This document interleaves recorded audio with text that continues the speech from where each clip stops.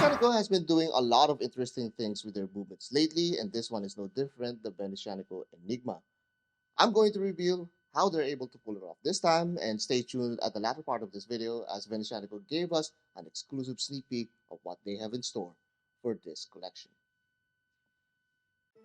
Enigmas are meant to be perplexing, mysterious, and the good ones are even mind-boggling. This one is not one of those enigmas, but it's not a bad attempt at that by Venezianico. I don't know what those Italian art lovers slash watchmakers slash haters of quick release spring bars are thinking, but I guarantee you, no one is going to buy this watch for its mysterious properties. It's not to say that it's not interesting. In fact, I think they cleverly executed the concept with so little effort. This watch is built on top of their Redentore case that fits most small wrists like mine and works with most dress slash casual settings.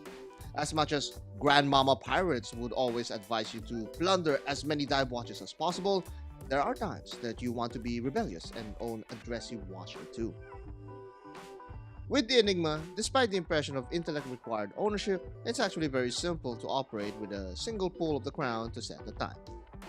With such a high demand for brain cells nowadays, I'm sure you'll appreciate that you don't need to use any of what you have left here.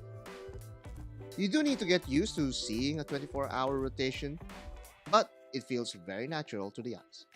What's also easy on the eyes is the simple dial that has enough detail to make it interesting, but from the back, they throw in every art texture that they could find and muster. I think it's one of the more appreciated but least noticed signature of Venezianico, the ability to project an artistic identity with all of the curves and crosses, and yet keep it restrained without being boring. It's easy to strip down a watch down to the point that it could be deemed soulless, but to imbue soul on a watch tips the boat on the other way. And here's a good example. Notice how a good or different watch bracelet completely changes the personality of this Redentore. This 5-link bracelet with a butterfly clasp actually came from another microbrand in the Philippines, the Guzman, and this is a slightly bigger, bolder version of a Milanese bracelet. When it comes to premium straps, Artem is always the go-to brand for this channel. And you can see with their sailcloth variants, they can easily make or elevate your watch with a simple change of the strap. This leans towards the more casual side of things, and it also gives that very beautiful texture that complements all of the black and stark motifs of this case. If you want a little bit of contrast and some interest on your strap, you can also use Artem's Hydroflex collection. This is a combination of Artem's proprietary sailcloth material with FKM rubber linings underneath, making it a lot more comfortable to wear and a lot more softer to work with. Mind you, this Redentore might be left behind when it comes to the water resistance department, seeing that it only manages 50 meters of water resistance, but I assure you this Artem sailcloth strap can withstand a lot more than that. Now, going back to Artem's original sailcloth collection, they also offer these in a little bit more playful colors, such as this beige version of the loopless variant. I've seen a lot of watches with beige straps and green dials, and this is just a perfect combination for many of you. Now let's go back to the Redentore strap and notice that these are curved leather straps with curved spring bars. So if you haven't noticed before, I'm gonna tell you now that this strap is actually flush to the case, and you will notice that even though this doesn't have some quick release spring bars, it does have two holes on the lugs. These are not incredibly rare, but it is still very uncommon to see these kinds of configurations. So now you can use some straps that can be flush to the case and use the regular straps that have straight spring bars. Yes, I still prefer quick release spring bars over these so I can swap bands easily, but I do recognize that there's a lot of you who prefer the traditional way because not only is it going to be elegant and seamless, not seeing any levers underneath your straps, but it also maintains a certain durability that quick release spring bars may also elude. Venezianico balances its engagement with its audience while maintaining a certain confidence in their design. So when you see an assortment of their watches, it's easy to see that it's a result of collaboration between the brand and its supporters. Now, you two have a few comments about the Venezianico Enigma. Actually, as one of our most commented unboxing videos, so I'm going to try and speed through all of your comments and reflect and comment on your comments because that's what we do here in the internet, YouTube. We react to your reactions and find out and pick out some of the interesting facts that you mentioned there.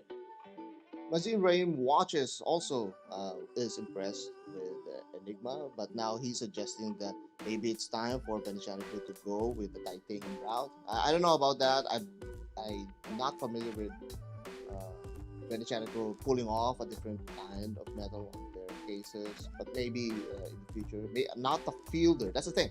I don't see Venezianico doing a fielder.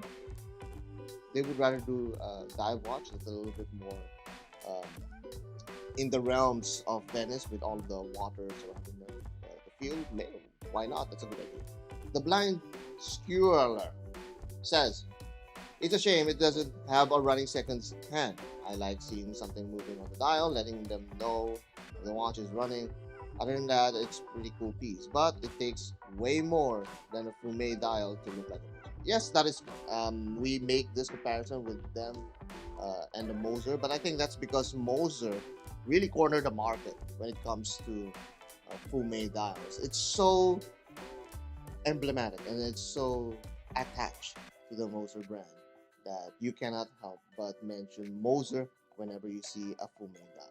So that's actually because of Moser being very identifiable at that. And yes, I do believe that it takes a little bit more to be more Moser, but I think it's good enough to see the comparison because I'm not the only one making this comparison, everybody else is seeing that. Now, the second hand is in fact doable for them. It may have benefited them, but then it kind of destroys their regulator part because they're not really making or using a regulator movement in this, and they're not adding complications or mechanisms or components to make this an actual regulator.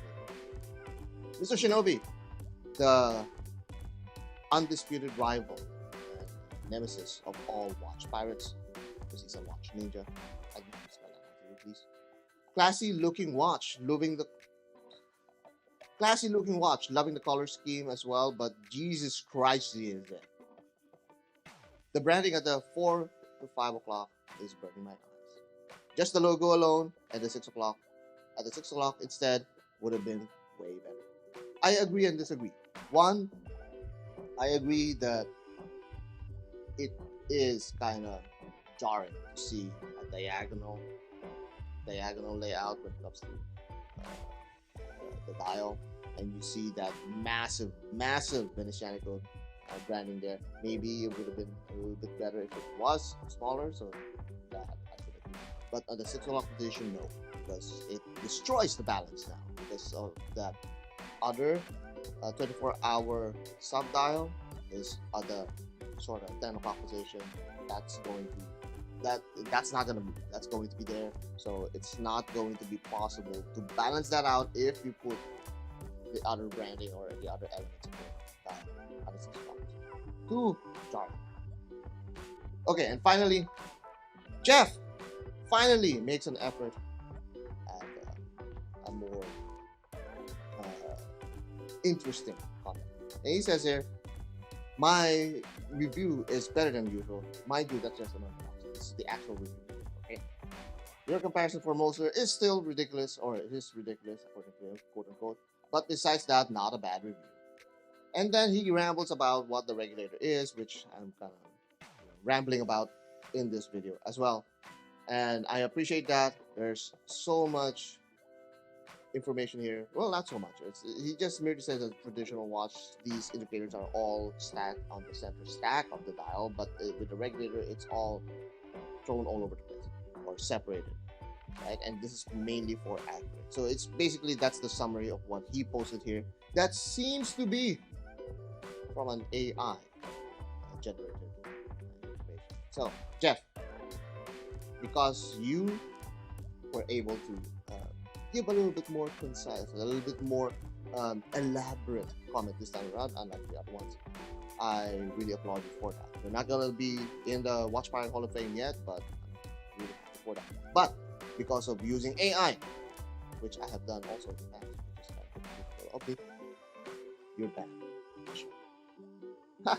That's the first ban in a few months. So I'm actually doing well with these videos. Now let's get into the nitty gritty of this watch. Venezianico actually used an NH39A caliber in this Enigma, which actually has a working 12-hour hand and a seconds hand at the center stack.